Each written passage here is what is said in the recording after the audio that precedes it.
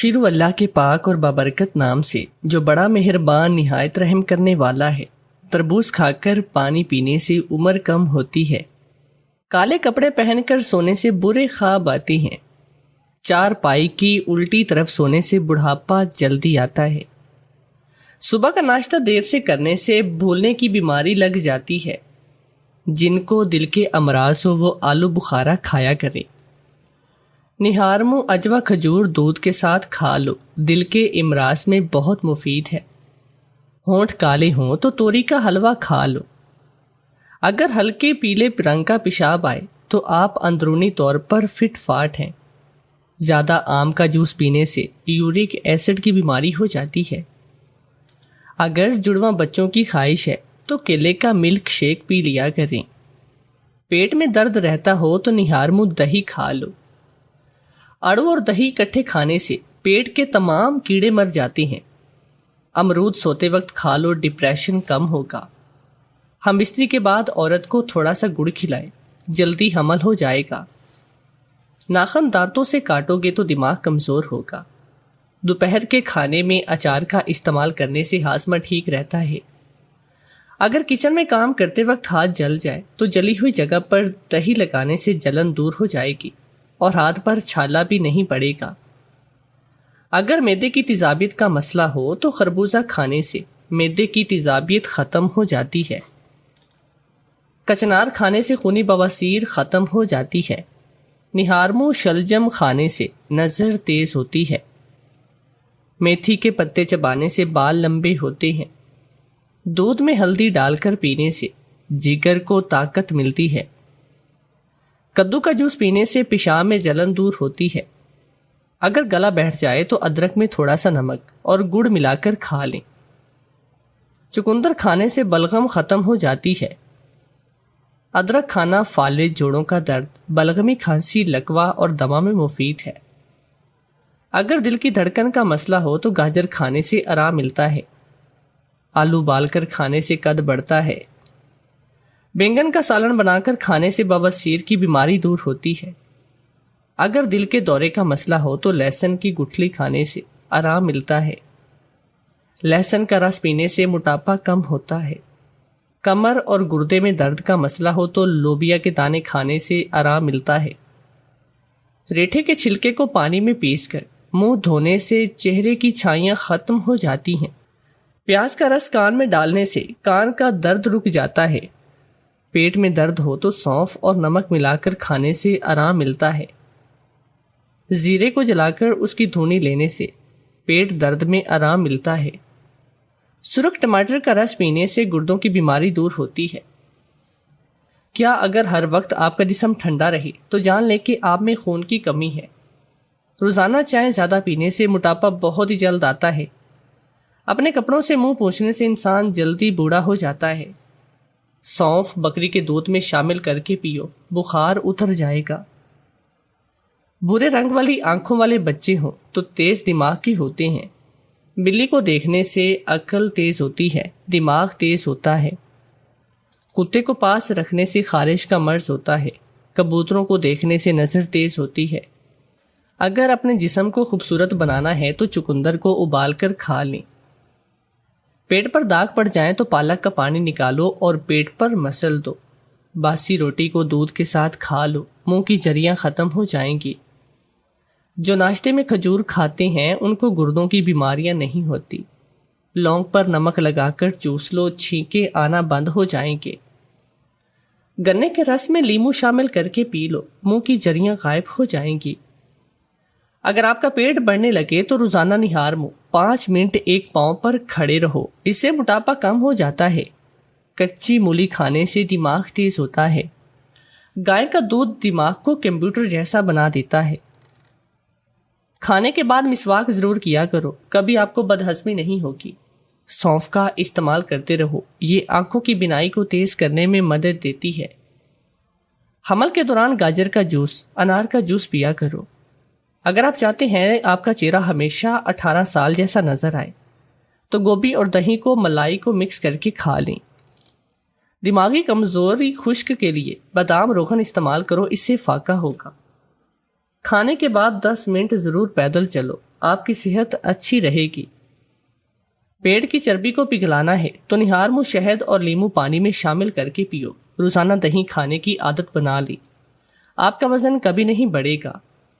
قبض کے شکار لوگ چقندر ضرور کھائیں، جو زیادہ چلتا ہے اس کو دل کی بیماری کبھی نہیں ہوتی۔ اگر پیشاب کے دوران آپ کو جلن محسوس ہو تو مالٹے کھا لیں۔ اگر 80 سال تک جوان رہنا چاہتے ہو تو ہفتے میں ایک بار گھیا توری کا سالن ضرور کھایا کرو۔ خربوزے کھانے والے بندے کو گردوں کی پتھری کبھی نہیں ہوتی۔ گھٹنوں کا درد ہو تو نیم گرم زیتون لے کر اس کی مالش کریں، درد دور ہو جائے گا۔ رسول اللہ صلی اللہ علیہ وآلہ وسلم نے ارشاد فرمایا، غیب کی 5 کنجیاں ہیں جنہیں اللہ کے سوا اور کوئی نہیں جانتا۔ اللہ کے سوا اور کوئی نہیں جانتا کل کیا ہوگا۔ اللہ کے سوا کوئی نہیں جانتا کہ ماں کے رحم میں کیا ہے۔ اللہ کے سوا کوئی نہیں جانتا کہ بارش کب آئے گی۔ اللہ کے سوا اور کوئی نہیں جانتا کہ کون کس جگہ پر مرے گا۔ اللہ کے سوا کوئی نہیں جانتا کہ قیامت کب قائم ہوگی۔ پیمپر کی وجہ سے اکثر بچوں کو ریشنز ہو جاتے ہیں، اس کے لیے سرسوں کے تیل میں اتنا ہی پانی ملا کر اچھی طرح مکس کریں اور متاثرہ جگہ پر ریشنز جاتے رہیں گے۔ جن کو کھانا ہضم نہ ہوتا ہو، کھانے کے بعد کھٹے ڈکار اور سینے میں جلن ہوتی ہو، وہ پیاز کو لے کر اس پر لیمو نچوڑے اور کھانے کے ساتھ اسے کھائیں، اس سے ہاضمہ درست ہو جائے گا۔ اگر کسی کو گیس اور ہاضمے کی شکایت ہو تو وہ اجوائن کو پیس کر اسے تقریباً آدھی مقدار میں کالا نمک لے کر رکھ لے، کھانے کے بعد آدھا چمچ چائے والا کھائیں، ہاضمہ زبردست رہے گا۔ اگر آپ کے بچے کو بار بار زکام ہوتا ہو تو 1 چمچی پانی میں 1 چٹکی جائفل پیس کر شہد ملائیں، بچے کو صبح شام چٹائیں اور زکام سے نجات پائیں۔ جن بچوں کے سینے میں بلغم آ جاتا ہو، اس کے لیے سہاگا لے کر کوٹ کر پانی میں پکا 2-3 سے چمچ دے دیں، فوراً سینہ صاف ہو جائے گا۔ چھوٹے بچے کے پیٹ میں درد ہو تو تھوڑی سی ہینگ گرم کر کے بچے کی ناف کے اوپر لگائیں، فوراً آرام آ جائے گا۔ تو دوستو اب چلتے ہیں آج کی سبق آموز کہانی کی جانب۔ 12 سال کی عمر میں میرے کاندھوں پر بہت ہی بڑی ذمہ داری آ گئی اور میں حد سے زیادہ پریشان تھا۔ میں تو اپنے والد سے ملنے کے لیے سعودی عرب آیا تھا۔ مجھے کیا معلوم تھا کہ یہاں آ کر مجھ پر بھی ایک بھاری ذمہ داری آ جائے گی۔ ابھی میری ملاقات ایک عربی عورت انابیہ سے ہوئی جس نے مجھے ایسی پیشکش کی جسے سن کر میں حیران رہ گیا۔ میں 12 سال کا ایک نابالغ بچہ تھا، اسے بھلا مجھ سے ایسا کیا کام ہو سکتا تھا جس کے بدلے میں وہ مجھے بہت کچھ دے رہی تھی۔ مجھے اس کی پیشکش تو سمجھ نہ آئی، لیکن حالات نے مجھے اس کی بات ماننے پر مجبور کر دیا تھا۔ اور پھر جو کچھ اس عورت نے میرے ساتھ کیا وہ جان کر آپ کے رونگٹے کھڑے ہو جائیں گے۔ میرا نام سہیب ہے، میں صرف 12 سال کا تھا۔ اپنے والد سے ملنے کے لیے میں سعودی عرب آیا تھا اور میرے والد مجھے لینے کے لیے ایئرپورٹ آ رہے تھے۔ راستے میں ہی ان کا ایک بہت بڑا حادثہ ہو گیا اور وہ بری طرح سے زخمی ہو کر ہسپتال پہنچ گئے۔ جب ایئرپورٹ پر ابا کی جگہ ان کے دوست مجھے لینے کے لیے آئے اور یہ خبر سنائی کہ میرے ابا ہسپتال میں پڑے ہیں تو میرے ہوش اڑ گئے۔ مجھے پاکستان سے میری اماں نے ہوائی جہاز میں بٹھایا تھا اور یہاں مجھے ابا لینے آنے والے تھے، لیکن ابا کے دوست کو دیکھ کر اور ساری بات سن کر میری جان نکل گئی۔ بابا بہت ضد کر کے سعودی عرب آیا تھا کیونکہ میرے اسکول کی چھٹیاں پڑی ہوئی تھی اور میں کچھ وقت اپنے ابا کے ساتھ گزارنا چاہتا تھا اور سعودی عرب گھومنا چاہتا تھا۔ میں ماں باپ کا اکلوتا بیٹا تھا، اس لیے میری ضد پر ابا مان گئے اور مجھے اپنے پاس بلا لیا۔ لیکن مجھے کیا معلوم تھا کہ میرے یہاں آنے پر ایسی قیامت ٹوٹ پڑے گی۔ جب میں ہسپتال پہنچا تو یہ دیکھ کر میرے آنسو بہنے لگے کہ میرے ابا بہت ہی بری حالت میں ہسپتال میں ایڈمٹ تھے۔ ان کا سارا جسم پٹیوں میں جکڑا ہوا تھا اور ڈاکٹر نے بتایا تھا کہ ان کی کافی ساری ہڈیوں میں فریکچر ہوا ہے۔ ابھی یہ پریشانی چل رہی تھی کہ پتہ چلا کہ کمپنی نے ابا کے ایکسیڈنٹ کا سن کر انہیں چھٹیاں دی ہیں اور ابا کے پاس اگلے 6 مہینے تک کوئی کام نہیں۔ کمپنی ابا کا بوجھ نہیں اٹھانا چاہتی تھی، اس لیے انہوں نے 6 مہینے کے لیے ابا کو فارغ کر دیا تھا اور ابا کی جگہ کسی دوسرے بندے کو بھرتی کر لیا۔ جب ابا ہوش میں آئے اور انہیں یہ بات پتہ چلی تو اب زاروں قطار رونے لگے، کیونکہ ان پر نہ صرف گھر کی ذمہ داری تھی بلکہ 2 بہنوں کی بھی گھر میں موجود تھی۔ بلکہ 2 جوان بہنیں بھی گھر میں موجود تھی۔ انہیں کی وجہ سے تو ابا نے سعودیہ جانا قبول کیا تھا اور وہ مجھے اور اماں کو اس وقت چھوڑ کر یہاں چلے آئے تھے جب میں صرف 6 مہینے کا تھا۔ یہاں آنے کے بعد سے 2 بہنوں کی شادیاں کر چکے تھے، لیکن 2 بہنیں ابھی بھی باقی تھی۔ یہی سوچ کر ابا کی طبیعت مزید خراب ہونے لگی کہ اب اس سے آگے کیا ہوگا۔ اماں کو اس قدر پریشان اور تکلیف میں دیکھ کر مجھے اپنے آپ پر غصہ آ رہا تھا۔ نہ میں یہاں آنے کی ضد کرتا اور نہ ہی ابا کے ساتھ ایسا حادثہ پیش آتا۔ میری نظر میں تو ابا کی اس حالت کا ذمہ دار میں ہی تھا۔ ہسپتال والوں نے 1 ہفتے میں ہی ابا کو چھٹی دے دی اور ہم ابا کے چھوٹے سے اپارٹمنٹ میں واپس آ گئے۔ ابا کہنے لگے کہ آپ پاکستان واپس جانے کے علاوہ ہمارے پاس دوسرا کوئی راستہ نہیں، کیونکہ ابا فی الحال کسی کام کو کرنے کے قابل نہ تھے اور کمپنی ابا کا خرچ نہیں اٹھا رہی تھی۔ ایسے میں یہاں پر رہنا اور یہاں کے خرچے کرنا ابا کے بس کی بات نہیں۔ ابا کا کہنا تھا کہ جو بھی جمع پونجی ہے وہ بھی اسی طرح خرچ ہو جائے گی، اس سے بہتر ہے کہ ہم پاکستان چلتے ہیں۔ ابا اس بات سے پریشان ہو گیا تھا کیونکہ میں جانتا تھا کہ میں وہاں جا کر بھی ہمارا گزارا بسر نہیں ہونا۔ ابا کے علاوہ ہمارا کوئی سہارا بھی نہ تھا۔ میں نے ابا کو تسلی دی کہ آپ کی طبیعت کچھ بہتر ہو جائے تو پھر ہم واپس جانے کا سوچیں گے۔ اس وقت تو آپ فلائٹ لینے کے بھی قابل نہیں، لیکن میرا ہرگز بھی واپس جانے کا کوئی ارادہ نہیں تھا۔ میں نے سوچ لیا تھا کہ میں یہیں پر کوئی کام ڈھونڈوں گا اور جب تک ابا صحت یاب نہیں ہوتے اپنے ابا کے ساتھ رہ کر ان کی ذمہ داری اٹھاؤں گا۔ لیکن سارا مسئلہ یہ تھا کہ یہ پاکستان نہیں تھا۔ یہاں ایک 12 سال کے بچے کو کام پر رکھ لیں، یہاں بچوں کے کام کرنے کے خلاف سخت قانون تھے اور 12 سال کے کم سن بچے سے کام کروانا جرم تھا۔ 2 ہی دنوں میں مجھے سمجھ آ گئی کہ میرے لیے یہاں کام ڈھونڈنا ناممکن نہیں۔ ابا اپارٹمنٹ میں رہ کر خود بھی بیمار محسوس کر رہے تھے، اس لیے میں قریبی پارک میں ابا کو گھمانے کی گھر سے لے آیا۔ وہاں میری ملاقات عربی عورت انابیہ سے ہوئی۔ وہ دور بھینس پر بیٹھی تھی، اس کی نظر مستقل مجھ پر اور ابا پر جمی ہوئی تھی۔ کچھ ہی دیر گزری تھی کہ ابا کا کوئی جاننے والا مل گیا اور ابا اس کے ساتھ باتوں میں مصروف ہوئے تو اس عورت نے اشارے سے مجھے اپنے پاس بلایا۔ میں فوراً ہی چلا گیا۔ وہ عورت بہت ہی خوبصورت تھی، مسکرا کر مجھ سے پوچھنے لگی کہ تم کون ہو اور کہاں سے ہو؟ تمہارے ابا کو کیا ہوا ہے؟ میں نے اسے بتایا کہ میرا نام زہیب ہے، میرا تعلق پاکستان سے ہے، میں یہاں گھومنے کے لیے آیا تھا لیکن ابا کا ایکسیڈنٹ ہو گیا اور اسی لیے ہم لوگ بہت ہی زیادہ پریشان ہیں۔ میری بات سن کر وہ دھیرے سے مسکرائی اور کہنے لگی، پھر تم لوگوں کا گزارا کیسے چل رہا ہے؟ اس کی بات پر میری آنکھوں میں آنسو آ گئے اور میں نے اسے بتا دیا کہ ہم بہت ہی زیادہ پریشان ہیں۔ ابا کی نوکری ختم ہو گئی اور ہم واپس نہیں جانا چاہتے۔ مجھے یہاں کوئی کام نہیں مل رہا۔ وہ کہنے لگی، اگر تمہیں یہاں کوئی کام مل جائے تو پھر تم وہ کام کر لو گے؟ اس کی بات سن کر میں کہنے لگا، ہاں کیوں نہیں، اگر کوئی کام ہوگا تو میں ضرور کروں گا۔ پاکستان جا کر ہمارا گزارا ہونا بہت مشکل ہے، اس لیے میں خود بھی یہی چاہتا ہوں کہ 6 مہینے تک میں ابا کی جگہ ان کی ساری ذمہ داری اٹھا لوں۔ میری بات سن کر وہ خوشی سے کہنے لگے کہ تم مجھے بہت پسند آئے ہو، مجھے تمہارے جیسے ہی کسی لڑکے کی ضرورت تھی جو محنت سے جینا چراتا ہو اور اپنے گھر والوں کی خاطر جان تک دینے کو راضی ہو۔ میں نے حیرت سے اس سے پوچھا کہ کیا آپ کے پاس میرے لیے کوئی نوکری ہے؟ وہ کہنے لگی، ہاں میرے پاس تمہارے لیے بہت اچھا کام ہے جسے کر کے تمہیں خوشی بھی ہوگی اور پیسے بھی بہت اچھے ملیں گے۔ اس کی بات سن کر میں واقعی میں خوش ہو گیا تھا۔ اگر مجھے کوئی کام مل جاتا تو اس سے اچھی بات کیا ہو سکتی تھی؟ اس لیے میں نے اسے کہا، ٹھیک ہے آپ مجھے اس کام کو بتا دیں، میں اپنے ابا سے بات کر لوں گا۔ وہ کہنے لگی کہ تمہیں روز صبح سے شام تک میرے بنگلے پر آنا ہوگا اور پھر مہینے کے آخری دن میں تمہیں کام بھی بتا دوں گی اور پیسے بھی تمہیں دوں گی۔ اس نے مجھے اپنے بنگلے کا ایڈریس بھی سمجھا دیا اور کہنے لگی، میں تمہارا انتظار کروں گی، اگر تم آؤ گے تو مجھے خوشی ہوگی۔ اس کی اردو کافی بہتر تھی، ایسا لگتا تھا جیسے وہ کافی اردو بولتی ہے۔ میں نے اسے کہا کہ آپ مجھے کام تو بتا دیں۔ وہ مسکرا کر کہنے لگی، زہیب اتنی بھی کیا جلدی ہے، پہلے تم آؤ، میں اسے مزید کوئی سوال پوچھتا۔ اس سے پہلے ہی ابا نے مجھے آواز دے دی۔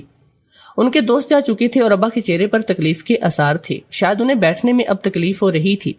میں فوراً ابا کے پاس پلٹا تو وہ حیرت سے مجھے پوچھنے لگے کہ تم عربی عورت سے کیا بات کر رہے تھے؟ میں نے اپنے ابا کو سرے سے بتا دیا کہ وہ عورت مجھ سے اپنے بنگلے کا کام کروانا چاہتی ہیں اور اس لیے اس نے مجھے بلایا ہے۔ مجھے بھی یہی لگا تھا کہ اس عورت کو مجھ سے اپنے بنگلے کا کام کروانا ہوگا، ورنہ مجھ جیسے چھوٹے بچے سے وہ اور کیا کروا سکتی ہیں۔ اس لیے میں نے ابا کو یہی بات بتا دی۔ میری بات سنتے ہی ابا نے صاف انکار کر دیا اور کہنے لگے، میرے بچے تم ابھی 12-13 سال کی ہو، تم یہاں میرے پاس گھومنے کے لیے آئے ہو، میں تمہیں کسی کام پر نہیں لگا سکتا، پتہ نہیں وہ عورت کون ہے اور تم سے کتنا کام کروائے گی۔ ابا کی بات سن کر میں نے انہیں دلاسا دیا کہ ابا صرف 6 مہینے کی تو بات ہے، ایک دفعہ آپ ٹھیک ہو جائیں تو پھر دوبارہ سے اپنی کمپنی میں نوکری کر لیجئے گا اور میں واپس پاکستان چلا جاؤں گا، تب گھر کا خرچ چلانے کے لیے کچھ نہ کچھ تو کرنا ہے۔ اگر وہ عورت مجھے اچھے پیسے دینے کو راضی ہے تو پھر مجھے کام کرنے میں کوئی اعتراض نہیں۔ ابا نے نم آنکھوں سے میری طرف دیکھا اور کہنے لگے، میرا 12 سال کا بچہ اتنا بڑا ہو گیا ہے کہ اب مجھے سمجھانے لگا ہے۔ میں نے ابا سے کہا کہ ایک دفعہ اس عورت پر بھروسہ کر کے دیکھ لیں، میں کام پر ایک دن جاؤں گا اور اگر مجھے کام سمجھ آئے گا تو کروں گا، ورنہ نہیں۔ میری بات سن کر اور حالات کی نزاکت دیکھ کر ابا مان گئے۔ کہنے لگے کہ اگر تمہیں کوئی پریشانی ہو تو فوراً واپس آ جانا۔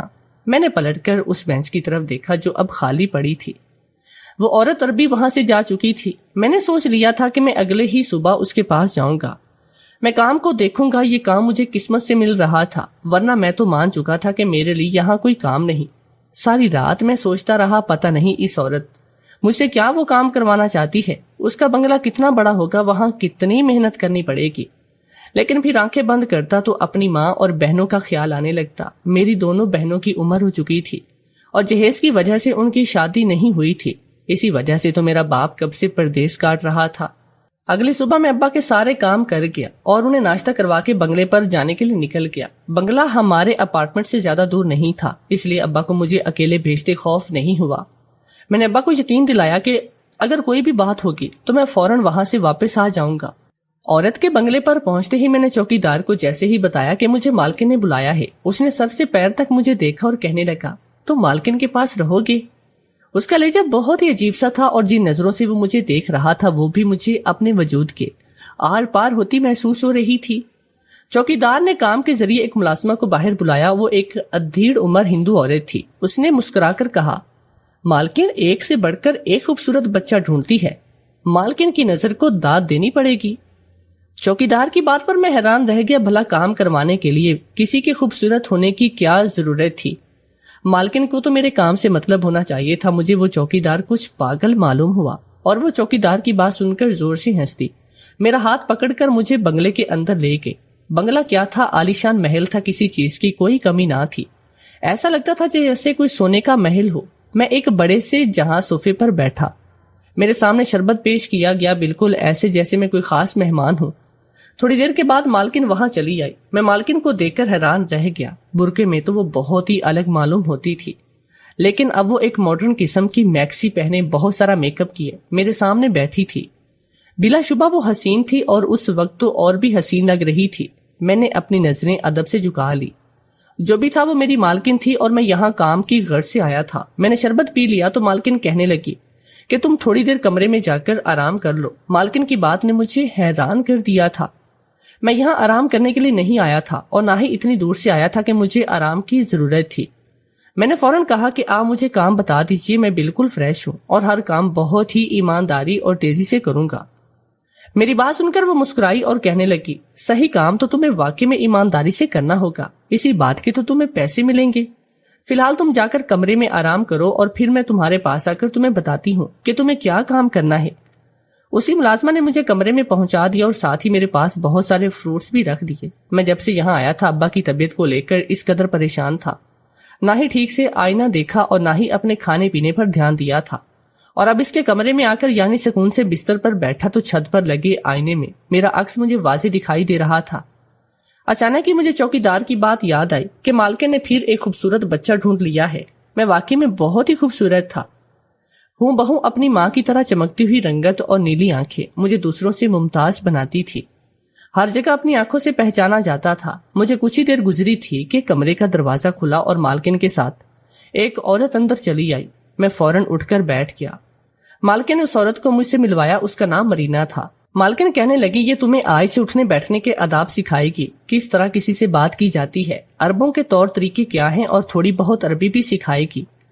یہ بات مجھے بہت ہی عجیب سی لگی تھی، مجھے بھلا عربوں کے طور طریقے سیکھنے کی کیا ضرورت تھی؟ اٹھنے بیٹھنے کے آداب مجھے معلوم تھے، خاص کر ایک عورت کیوں کر رہی تھی یہ سب؟ مجھے کام ہی تو کرنا تھا، پھر عربوں کے طور طریقے سیکھ کر میں کیا کرتا؟ وہ کہنے لگی کہ 1 مہینے تک یہ تمہیں پوری طرح ٹرینڈ کرے گی، اس کے بعد تم میرے کام آؤ گے۔ یہ 1 مہینہ تمہیں مرینا کے ساتھ ہی گزارنا ہے اور صبح سے لے کر شام تک مرینا تمہیں ہر چھوٹی سے چھوٹی بات سکھائے گی۔ مالکن مجھے مرینا کے حوالے کر کے چلی گئی۔ مرینا ایک بہت ہی اچھی اور عصبی عورت تھی، وہ بہت ہی محبت سے مجھے ہر چیز سکھا رہی تھی، یہاں تک کہ ٹیبلز پر بیٹھنے کے مینرز بھی مجھے سکھا رہی تھی۔ ایک نوکر کو اتنا زیادہ ٹرین کرنے کی کیا ضرورت تھی؟ پہلے دن جب میں شام کے وقت گھر لوٹا تو ابا میری فکر میں بہت ہی زیادہ پریشان تھے۔ مجھے دیکھتے ہی کہنے لگے، آج میں سارا وقت تمہارے بارے میں ہی سوچتا رہا، بتاؤ تم نے پہلے دن کیا کام کیا، تم سے کتنی مشقت کروائی گئی۔ اور جب میرے ابا کو بتایا کہ مجھے صرف اٹھنے بیٹھنے کی اور عربوں کے طور طریقے سکھائے گئے تو میری بات سن کر ابا مسکرا دیے۔ میں نے حیرت سے ابا کے مسکرانے کی وجہ پوچھی تو ابا کہنے لگے، یہ عربی لوگ بہت ہی عجیب ہوتے ہیں، ایک کتا بھی رکھتے ہیں تو اس کی بھی نسل معلوم کرتے ہیں، تو پھر ملازم کو ایسے کیسے رکھ سکتی ہیں؟ یقیناً وہ پہلے تمہیں اپنے طور طریقے سکھا کر اس قابل بنائیں گے کہ تم ان کے محل میں کام کر سکو۔ چلو اچھا ہے، اس طرح تمہیں بہت کچھ سیکھنے کو مل جائے گا۔ جب تک تم پر کام کا بوجھ نہیں ہے تم دل لگا کر سب کچھ سیکھ لو، ہو سکتا ہے میں جلدی صحت یاب ہو جاؤں اور اپنی نوکری پر واپس چلا جاؤں اور تمہیں واپس بھیج دوں۔ تمہاری ماں تمہارے بغیر اتنے دن نہیں رہ سکتی، پہلے ہی وہ میری جدائی کا دکھ اٹھا رہی ہے، میں نہیں چاہتا کہ تمہیں بھی اسے دور کر دو۔ ابا ٹھیک ہی کہہ رہے تھے، باقی اماں میرے بغیر بہت ہی اکیلی ہو گئی۔ میں نے پابندی سے مالکن کے بنگلے پر جانا شروع کیا۔ مجھے اچھے سے اچھے کپڑے پہننے کو دیے جا رہے تھے، میرے بالوں کو نئے طریقے سے بنا دیا گیا، مجھے ہر طرح کا اچھا کھانا کھلایا جاتا۔ 15 دن میں ہی بہت ہی زیادہ تبدیلی مجھ میں آ گئی۔ خود کو آئینے میں دیکھ کر ایسا لگتا ہی نہیں تھا کہ میں وہیں 12 سال کا بچہ ہوں۔ یہاں کی آب و ہوا اور پھر اچھی غذا نے میری صحت کو رونق بخش دی۔ مجھ پر بنگلے میں گھومنے پھرنے پر بھی کوئی پابندی نہ تھی۔ اب تک میں نے کسی کام کو ہاتھ نہیں لگایا، بلکہ میں تو یہاں کسی شہنشاہ کی طرح گھومتا پھر رہا تھا۔ لیکن ایک بات مجھے بہت ہی عجیب لگی تھی، میں نے کبھی مالکن کے شوہر کو نہیں دیکھا، جبکہ وہ ایک شادی شدہ عورت تھی۔ ان کے بچے تو نہیں تھے لیکن ان کے شوہر کی تصاویر آویزاں تھی۔ اب مجھے پوچھنے پر انہوں نے بس اتنا ہی بتایا کہ ان کے شوہر کا بہت ہی بڑا کاروبار ہے، وہ رات گئے گھر لوٹتے ہیں۔ مالکن سارا دن تیار ہو کر گھر میں یہاں وہاں گھومتی ہے یا پھر شاپنگ کے لیے نکل جاتی ہے۔ جب سے میں نے مرینا سے طور طریقے سیکھے تھے، مالکن مجھے بھی اپنے ساتھ باہر لے جانے لگی تھی۔ وہ میرا ہاتھ پکڑ کر شاپنگ مالز میں گھومتی، مجھے میری پسند کی چیزیں دلاتی اور میں اپنی اس نوکری پر حیران رہ جاتا۔ مجھے تنخواہ بھی مل رہی تھی اور اتنا سامان بھی۔ میں نے اپنے ابا کو اپنی نوکری اور دن کے بارے میں بتایا تو ابا کہتے کہ شاید مالکن کی کوئی اولاد نہیں، اس لیے وہ تمہیں اپنی اولاد کی طرح رکھ رہی ہے، لیکن یہ بات بتانا نہیں چاہتی۔ مالکن نے مجھے یہی بتایا تھا کہ 1 مہینے تک مرینا مجھے ٹریننگ دے گی اور پھر میرا کام شروع ہوگا۔ مجھے تو اس دن کا انتظار تھا جب مجھے میرا کام ملتا اور مجھے پتا چلتا کہ مجھے کیا کرنا ہے۔ فی الحال تو مجھے اپنے نئے کپڑوں اور مہنگی مہنگی چیزوں کو انجوائے کرنا تھا۔ ابا کی طبیعت پہلے سے کچھ بہتر تھی لیکن اتنی زیادہ ٹھیک نہ تھی کہ وہ نوکری کر سکتے، اور پھر جب میری نوکری لگ گئی تو ابا کی پریشانی بھی کچھ کم ہوئی۔ ابا نے اماں کو نہ ہی اپنے ایکسیڈنٹ کے بارے میں بتایا تھا اور نہ ہی میری نوکری کے بارے میں۔ ابا اماں کو شام کے وقت فون کرتے اور انہیں سب کچھ اچھا اچھا کہتے تھے۔ دن تیزی سے گزرتے چلے گی اور 1 مہینے کے بعد میری شخصیت پوری طرح سے بدل گئی۔ میں پہلے سے بھی زیادہ حسین ہو گیا، اور پھر مہینے کے آخری دن میں جیسے ہی مالکن کے گھر پہنچا تو چوکیدار مجھے دیکھ کر عجیب طرح سے مسکرایا اور کہنے لگا، آج سے تمہارا کام شروع ہونے والا ہے۔ میں بھی اس بات پر خوش تھا کہ چلو اب مجھے کام کرنا ہوگا۔ بنگلے کے اندر داخل ہوا تو مرینا مجھے دیکھ کر کہیں نظر نہ آئی۔ نوکرانی مجھے کہنے لگی کہ آج آپ کو سیدھا مالکن کے کمرے میں جانا ہے۔ میں تو جب سے یہاں آیا تھا ایک دفعہ بھی مالکن کے کمرے میں نہیں گیا۔ مالکن کا کمرہ ہمیشہ لاک رہا کرتا۔ میں جیسے ہی مالکن کے کمرے میں داخل ہوا تو یہ دیکھ کر حیران ہوا کہ مالکن کا کمرہ پوری طرح سے سجا ہوا تھا، جیسے کسی نئی نویلی دلہن کا کمرہ ہو۔ مالکن نے مجھے ہاتھ پکڑ کر اپنے بستر پر بٹھایا اور نوٹوں کی گڈی میرے ہاتھ میں پکڑا دی۔ کہنے لگی، زہیب یہ تمہاری اس مہینے کی تنخواہ ہے، آج کا پورا 1 دن تمہیں میرے ساتھ اس کمرے میں ہی گزارنا ہوگا اور پھر آنے والے 29 دن اسی طرح گزارنا جس طرح تم نے 1 مہینے گزارے ہیں۔ مالکن کی بات مجھے سمجھ تو نہ آئی، یہ اتنے سارے نوٹ دیکھ کر میں بہت ہی خوش ہوا۔ میں نے مالکن سے کہا کہ آپ مجھے جو بھی کہیں گی میں پورے دل اور ایمانداری سے کروں گا، اور پھر جو کچھ مالکن نے مجھے کہا وہ سن کر میرے ہوش اڑ گئے۔ یہ کیسے ممکن تھا؟ میں مالکن کے ساتھ کس طرح 12 سال کا ایک نابالغ بچہ تھا، اور مالکن جس چیز کی خواہش کرتی تھی وہ پورا کرنا میرے لیے ممکن نہیں تھا۔ وہ کہنے لگی کہ میں نے تمہیں پورا 1 مہینہ ہر طرح کی آسائش دی ہے، تمہیں طور طریقے سکھا کر اپنے قابل بنایا ہے۔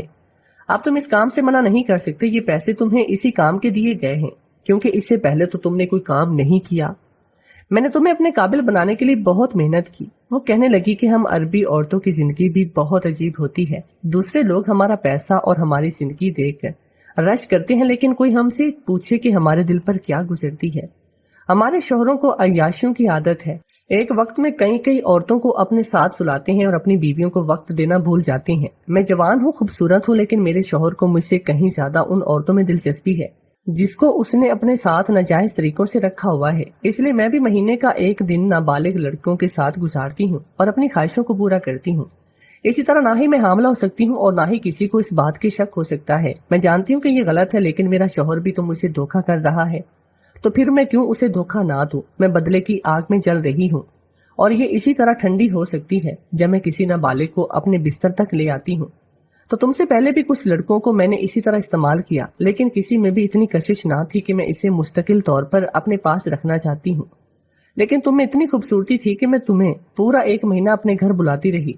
ان پیسوں کی عوض تم مجھے خوش کر دو، میں تمہیں زندگی بھر اپنے ساتھ رکھوں گی۔ نہ ہی تمہارے باپ کو نوکری کی ضرورت ہوگی اور نہ ہی تمہیں پاکستان واپس جانا پڑے گا۔ تم اپنے باپ کو اپنی ماں کے پاس بھیج دینا۔ میں نابالغ ضرور تھا لیکن بے عقل نہیں تھا۔ مالکن کی ایک ایک بات مجھے سمجھ میں آ رہی تھی۔ میں نے وہ سارے نوٹ واپس مالکن کے ہاتھ میں پکڑائے اور صاف لفظوں میں کہہ دیا، مجھے ان پیسوں کی ضرورت نہیں، میں گناہ کے راستے پر چل کر پیسے نہیں کما سکتا۔ مالکن کے روکنے کے باوجود بھی میں واپس چلا آیا۔ مالکن کو یقین تھا کہ پیسے کی چمک مجھے روک لے گی، لیکن پیسوں کی چمک سے زیادہ میری اماں کی تربیت اہمیت رکھتی تھی۔ میری ماں نے مجھے ہمیشہ سیدھے راستے پر چلنا سکھایا تھا۔